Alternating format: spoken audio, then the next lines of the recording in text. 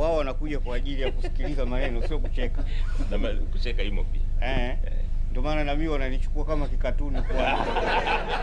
Hiyo sijasema. Mimi najielezea mimi mwenyewe. Nashukuru sana Mheshimiwa Mwenyekiti wa Board. Ni kweli kwamba tumeingia katika makubaliano na wenzetu wa Mainstream Group pamoja na Nexus Pesa. Utaratibu kama tulivyosema, utoaji wa kadi za Simba unazingatia katiba yenyewe ya Simba, kwa maana utaratibu utakwenda vile vile katika mchakato kuanzia katika ngazi za matawi na kuja mpaka makao makuu kwa ajili ya kupata hizo kadi.